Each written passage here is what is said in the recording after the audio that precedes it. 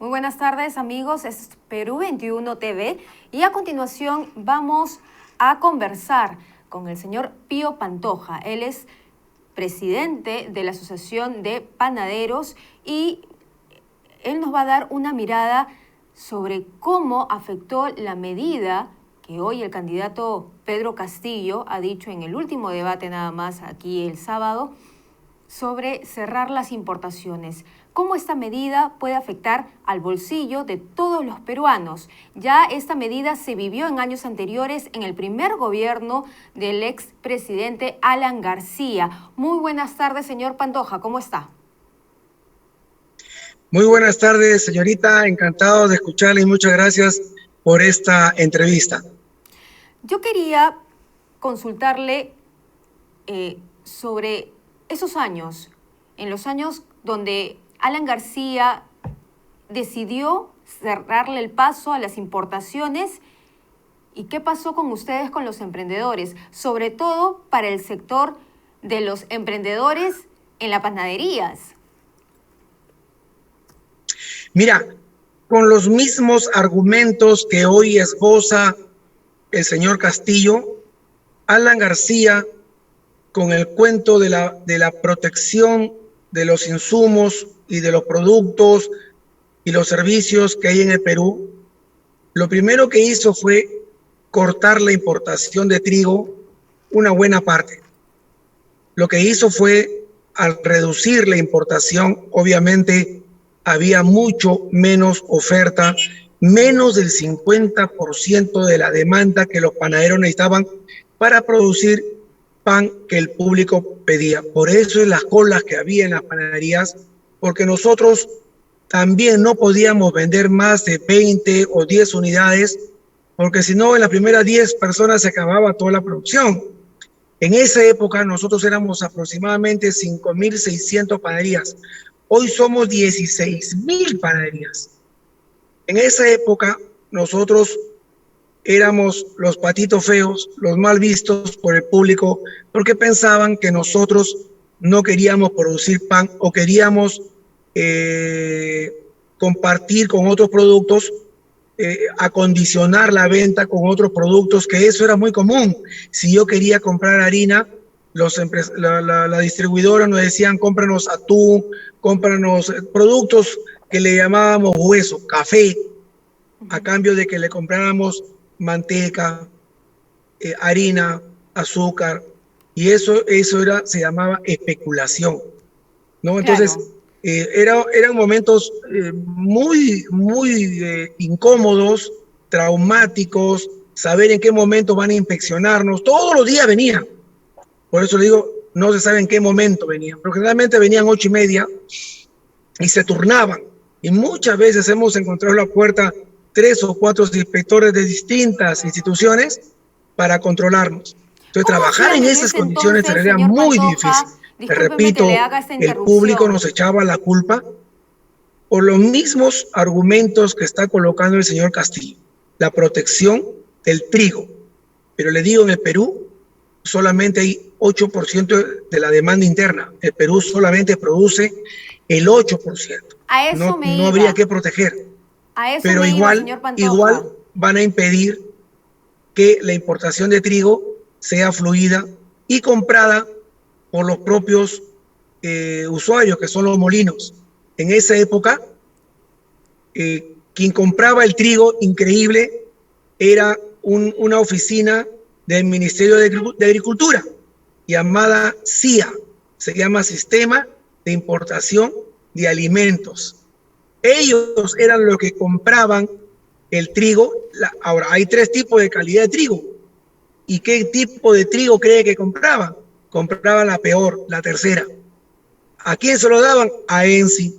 Y ENSI era el que abastecía de trigo a los molinos, a cuentagotas, y obviamente el molino también racionalizaba la entrega de la venta y entrega de harina, y nosotros a su vez racionalizábamos la venta de pan francés. Señor Pantoja, ¿cómo hacían ustedes en ese tiempo, en los 80s, cómo hacían para poder abastecer, digamos, a ustedes les daban cierta cantidad de sacos, ¿no?, de insumos ¿cómo hacían para poder llegar a toda la demanda que tenían en ese momento?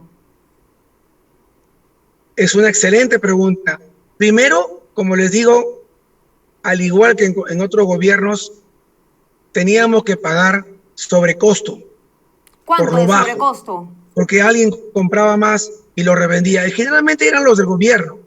Del mismo gobierno conseguían harina por lo bajo y ellos mismos se encargaban de venderlo por lo bajo. ¿Y a qué precio? Al 100% de lo que había. Los vendedores también de los molinos se veían impedidos de poder cumplir con la demanda y se iban tristes, sabiendo de que nosotros teníamos que ingeniarnos. Entonces, comprábamos harina a sobreprecio, pero lo vendíamos a precio controlado. Por eso es que racionábamos el pan de 10 por persona para que alcance hasta las 9 y después de las 9 vender otros panes como son de yema, coliza, integral o chancay. Esos panes o hamburguesa, que es lo que nos permitía a nosotros poder venderlo a más precio y obviamente rentar, pero en pan, porque era un dicho que vender pan no generaba utilidad, por eso. ¿Cuántas Y no pérdidas creo que tuvieron en nadie ese entonces? pueda producir algo sin tener rentabilidad. ¿Cuántas pérdidas económicas le generó esta medida a lo largo del tiempo?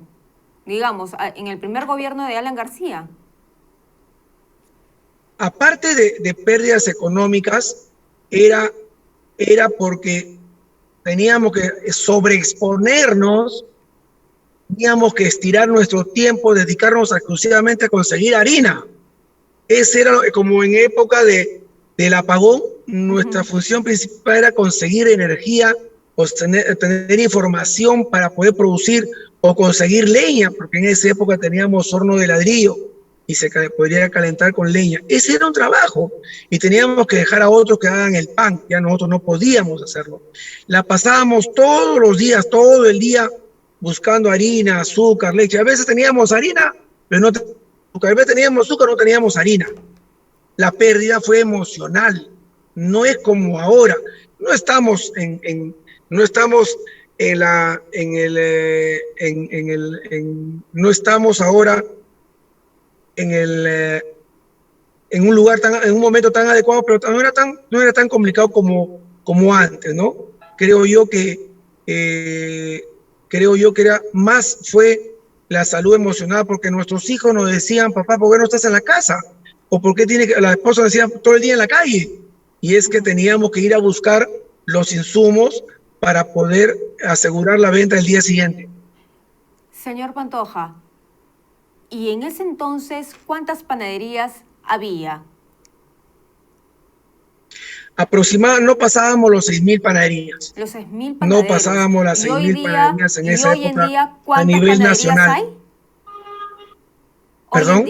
Hoy en día, ¿cuántas panaderías hay? Hoy ya somos 16.000. En la pandemia han aumentado 1.000 panaderías según el INEI, porque ha habido facilidades para abrir panaderías. Y nosotros aún así nos sentimos contentos porque han generado más de 25.000 puestos de mano de obra directa e indirecta que hemos jalado de otros sectores que en realidad están muy complicados, como el caso de la cocina y el caso de otros sectores, ¿no? Entonces, señor Pantoja, teniendo este panorama de 16.000 panaderías, si se hace esta medida con el señor Castillo de salir electo como presidente de la República, ¿cuántas panaderías quebrarían? Porque no encontrarían insumos, según lo relatado a lo largo de esta entrevista. Sí, justamente esa es la pregunta que queremos hacerle al señor Castillo. Si ya estamos importando casi 2.300.000 toneladas de trigo al año y producimos solamente 130.000 o 140.000 toneladas, ¿qué es lo que piensa hacer él? Porque va a haber debates y queremos trasladarle esa pregunta. No creo, porque ya lo dijo que va a proteger, no creo que diga vamos a importar igual o más. ¿Por qué? Porque el Perú aún así es bajo consumo per cápita de pan. Si importamos 2.300.000 toneladas de trigo al año para abastecer casi 42 kilos per cápita de pan por persona, Chile tiene 95 kilos per cápita, más del doble, más casi el triple. Argentina tiene 75, más casi el doble. Y así todos los países nos ganan en consumo per cápita de pan, donde están mejor alimentados con el alimento preparado más antiguo de la humanidad, el pan. Muy bien, señor Pantoja. Muchas gracias por sus apreciaciones en esta entrevista. Ha estado con nosotros el señor Pío Pantoja, el presidente de la Asociación de Panaderos del Perú, dándonos pues la mirada de qué es lo que pasaría si es que esta medida de cerrar con las importaciones se da en un eventual gobierno del candidato Pedro Castillo.